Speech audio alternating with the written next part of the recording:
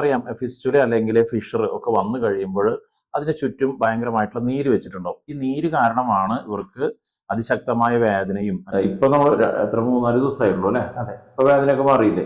ഇരിക്കാൻ പ്രശ്നങ്ങൾ, ഇരിക്കാൻ കിടക്കാനൊന്നും കുഴപ്പമില്ല. വേദനയൊക്കെ ഉണ്ടായിരുന്നത് വിത്തിൻ 2 ദിവസം കൊണ്ട് തന്നെ നമുക്ക് കുറയ്ക്കാനും 2-3 ദിവസം കൊണ്ട് ഡിസ്ചാർജ് ചെയ്യാനും. ഫിസ്റ്റുല നമുക്കറിയാം വളരെ പെയിൻഫുൾ ആയിട്ടുള്ള ഒരു രോഗമാണ്. വേദന വന്നു കഴിഞ്ഞാൽ നമുക്കത് ഇരിക്കാനോ നിൽക്കാനോ കിടക്കാനോ ഒന്നും സാധിക്കില്ല. അത്രമാത്രം പെയിൻഫുൾ ആയിട്ടുള്ള രോഗമാണ് നമുക്കറിയാം. അപ്പോൾ ഇതിന് നമുക്ക് വീട്ടിൽ തന്നെ ചെയ്യാവുന്ന ചികിത്സകൾ എന്താണ് എന്നുള്ളതിനെ കുറിച്ചാണ് നാം ചിന്തിക്കുന്നത്. ഞാൻ ഡോക്ടർ അനുമോദ് കാക്കശ്ശേരി, മരിയൻ ആയുർവേദ, തൃശ്ശൂർ.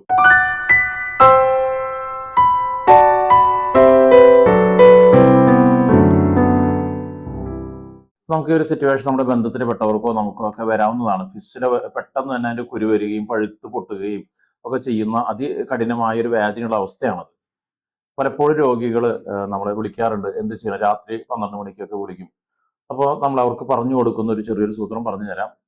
നമുക്കറിയാം ഫിസ്റ്റുല അല്ലെങ്കിൽ ഫിഷർ ഒക്കെ വന്നു കഴിയുമ്പോൾ അതിന് ചുറ്റും ഭയങ്കരമായിട്ടുള്ള നീര് വെച്ചിട്ടുണ്ടാവും. ഈ നീര് കാരണമാണ് ഇവർക്ക് അതിശക്തമായ വേദനയും അല്ലെങ്കിൽ ഈ അതിൽ ഫിസ്റ്റുലയുടെ ട്രാക്റ്റിൽ നിറഞ്ഞു നിൽക്കുന്ന പഴുപ്പ് മൂലമുണ്ടാകുന്ന പനിയും ഒക്കെ ഉണ്ടാകുന്നത്. അതുകൊണ്ട് തന്നെ നമുക്ക് ചെയ്യേണ്ട കാര്യം എന്ന് പറഞ്ഞാൽ നമുക്ക് അടുത്ത് തന്നെ നമുക്ക് ഈ ആര്യവേപ്പിന്റെ ഇല കിട്ടുകയാണെങ്കിൽ, കാക്കന വേപ്പിന്റെ ഇല ഉണ്ടല്ലോ, നമുക്ക് ആര്യവേപ്പിന്റെ ഇല കിട്ടുകയാണെങ്കിൽ അത് എടുത്ത് ഒന്ന് കുറച്ച് വെള്ളം ചേർത്ത് മിക്സിയിൽ പേസ്റ്റ് ചെയ്ത് നമുക്ക് അതിന് ചുറ്റും ഫിസ്റ്റുല ട്രാക്റ്റിന്റെ അവിടേക്ക് ഇടുകയാണെങ്കിൽ പെട്ടെന്ന് തന്നെ നീര് വലിയുന്നതാണ്.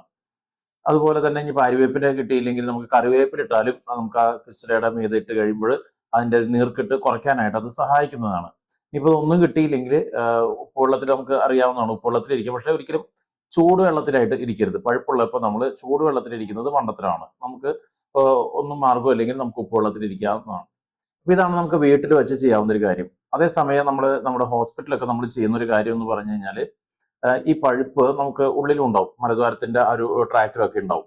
അപ്പോൾ നമ്മൾ ചെയ്യുന്നത് ഒരു കുഞ്ഞ് എനിമ, നമ്മൾ ഇത്തരത്തിൽ നീര് വലിയാവുന്ന ഒരു എനിമ നമ്മൾ കൊടുക്കും. ഇതേപോലെ തന്നെ ഇത്തരം കുറച്ചും കൂടി നീര് പറ്റുന്ന കുറച്ച് മരുന്നുകൾ നമ്മുടെ ഹോസ്പിറ്റലിൽ അവൈലബിൾ ആണ്. ഇത് നമ്മൾ ഫിസ്റ്റുലയുടെ ഒരു പസ് പോയിന്റിന്റെ ചുറ്റുമായിട്ട് നമ്മൾ മരുന്നിട്ട് കഴിയുമ്പോൾ ഈ പസ് പോയിന്റിലൂടെ മുഴുവൻ പഴുപ്പും പുറത്തേക്ക് പോകുന്നു.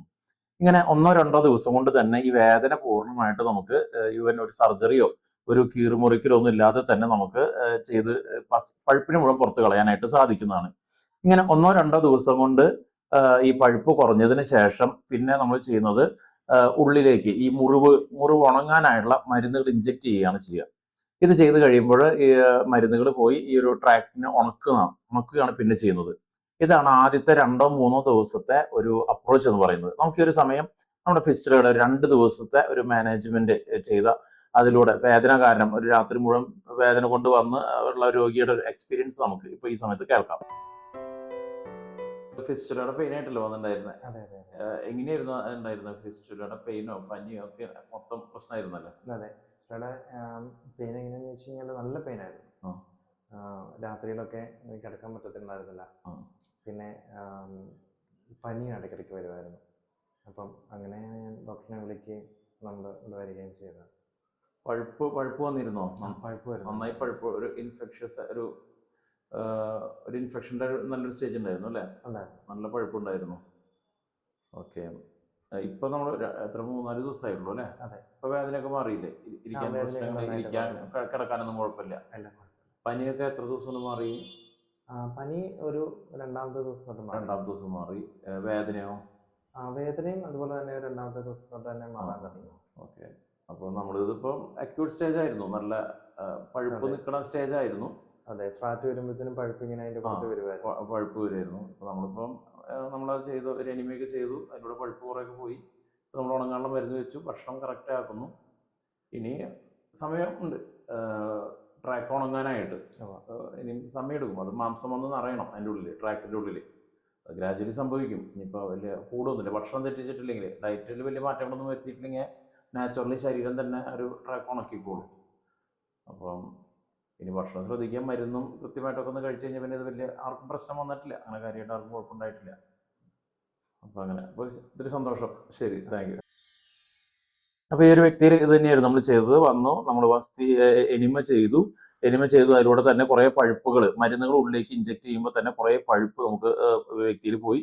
അത് കഴിഞ്ഞപ്പോഴേക്കും നമ്മൾ ഫിസ്റ്റുല ട്രാക്ക് ഉണങ്ങാനുള്ള മരുന്നുകൾ ഇഞ്ചെക്ട് ചെയ്യുകയും അതോടുകൂടി തന്നെ അതുവരെ അത്രയും അസഹനീയമായ ഒരു പനിയും അല്ലെങ്കിൽ വേദനയൊക്കെ ഉണ്ടായിരുന്നത് വിത്തിൻ 2 ദിവസം കൊണ്ട് തന്നെ നമുക്ക് കുറയ്ക്കാനും 2-3 ദിവസം കൊണ്ട് ഡിസ്ചാർജ് ചെയ്യാനും നമുക്ക് സാധിക്കുന്നു. അതുകൊണ്ട് 2-3 ദിവസം കൊണ്ട് ഫുൾ ട്രാക്ക് ഉണങ്ങിയിട്ട് പൂർണ്ണമാവുന്നില്ല. അത് ഇനിയുള്ള മാസങ്ങളിലൂടെ ഇനിയുള്ള ഒരു 1-2 മാസം കൂടി മരുന്ന് കഴിക്കുമ്പോൾ അത് ട്രാക്ക് ഉണങ്ങുന്നു. അതായത് ട്രാക്ക് ഉണങ്ങും. നമുക്ക് പലപ്പോഴും നമ്മൾ നോക്കിയിട്ടുള്ളത്, നമ്മൾ ആദ്യം ഈ ട്രാക്കിലൊക്കെ മാംസം വന്ന് നിറയുന്നതായിട്ട് അല്ലെങ്കിൽ യാതൊരു മാറ്റവും ഇല്ലാത്ത പോലെ ആ ഒരു ഫിസ്റ്റുലയുടെ ട്രാക്ക് അല്ലെങ്കിൽ ഫിസ്റ്റുലയുടെ പഴുപ്പ് വന്നു എന്ന് മനസ്സിലാവാത്ത രീതിയിൽ അത് തനിയെ മൂടിപ്പോകുന്നതായിട്ട് നമുക്ക് കാണാൻ സാധിക്കാറുണ്ട്.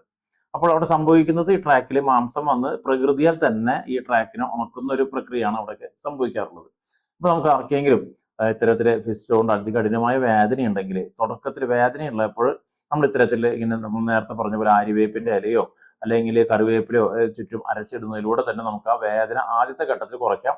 പിന്നെ ഭക്ഷണ ക്രമീകരണം അത് വളരെ പ്രധാനപ്പെട്ടതാണ്. അത് നമ്മുടെ മറ്റു വീഡിയോസിൽ നമ്മൾ പറഞ്ഞിട്ടുണ്ട്. അതിൽ പറഞ്ഞിട്ടുള്ള ഭക്ഷണ ക്രമീകരണങ്ങൾ ചെയ്യുന്നതിലൂടെ നമുക്ക് ഫിസ്റ്റുലയുടെ വേദനയെ നമുക്ക് അതിജീവിക്കാവുന്നതാണ്. വീണ്ടും മറ്റൊരു എപ്പിസോഡുമായിട്ട് നമുക്ക് വീണ്ടും കാണാം. Thank you.